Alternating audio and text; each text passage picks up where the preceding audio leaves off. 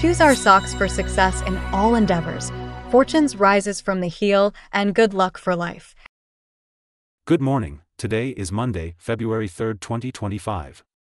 Today in history, on this day 557 years ago, German inventor Gutenberg passed away.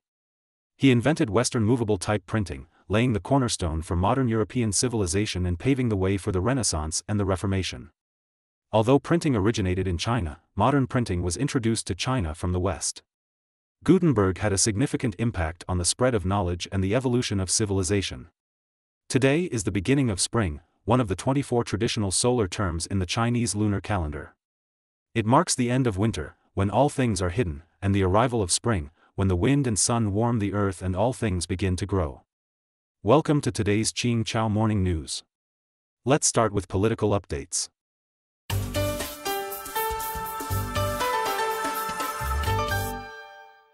U.S. southern border declares emergency. Xinhua news agency reported that U.S. President Trump signed an executive order declaring a state of emergency on the southern border to combat illegal crossings and impose stricter asylum restrictions. The order calls for increased personnel, resources, and physical barriers to halt illegal immigration. Trump also plans to end the automatic citizenship for children born in the U.S. illegally. U.S. Customs and Border Protection has suspended the CBP One app, which allowed immigrants to submit information and schedule asylum appointments at 8 U.S.-Mexico border ports. This app, used under President Biden, facilitated legal entry for asylum seekers.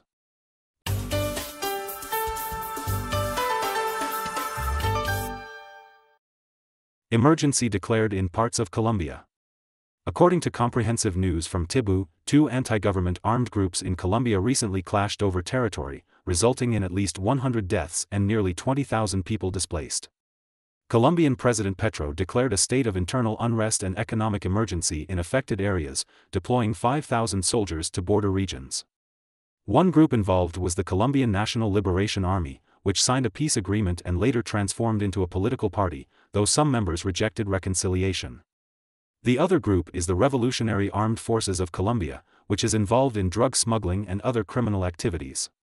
Despite Petro's attempts to engage in dialogue, no progress has been made.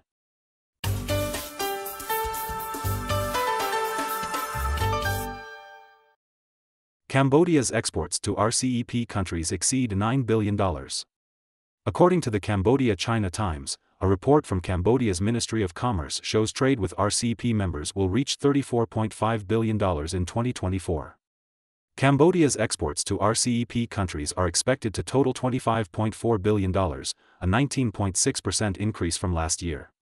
The RCEP agreement, effective in Cambodia since January 1, 2022, includes 10 ASEAN countries and 5 key trading partners: China, Japan, South Korea, Australia, and New Zealand. It covers about 30% of the world's population, economy, and trade. Since its implementation, Cambodia's exports have grown, highlighting its trade potential. Indonesia opens carbon trading to international investors. Comprehensive news from Jakarta. Indonesia's carbon trading market has opened to international investors, aiming to raise funds for climate goals. The IDX Carbon platform, launched in September 2023, has seen weak market demand. In 2024, 413,764 metric tons of carbon credits changed hands, at an average price of IDR 47,682 per metric ton. President Prabowo announced that Indonesia aims for net zero emissions by 2050, 10 years ahead of schedule, and plans to add 75 gigawatts of renewable energy by 2040. The sale of carbon credits is expected to finance the country's green transformation.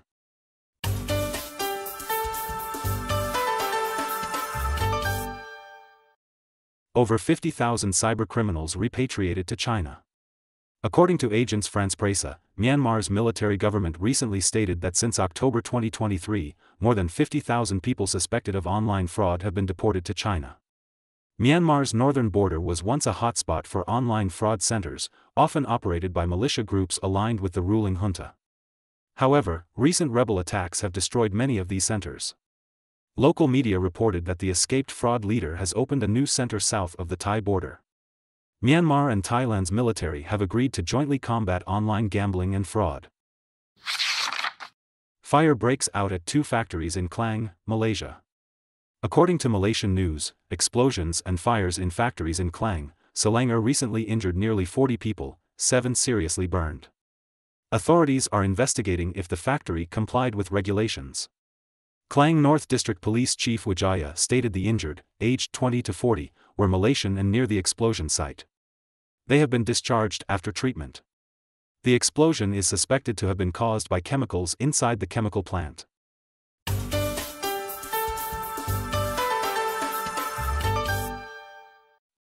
Vietnam approves plan to protect endangered wildlife. According to the Vietnam news agency, the Vietnamese government approved the National Program on the Conservation of Endangered, Precious, and Rare Wildlife Species prioritized for protection until 2025, with a vision to 2030. The plan aims to restore, protect, and sustainably develop these species to implement the National Strategy on Biodiversity to 2030, with a vision to 2050.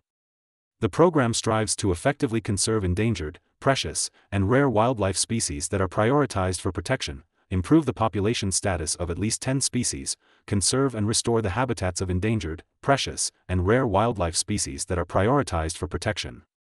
By 2030, ensure that at least 3 species are bred for conservation and released back into the wild. According to Tsilian Press, the main contract of container shipping in Europe has increased by over 9%. That's all for today's Ching Chow Morning News. Thanks for watching.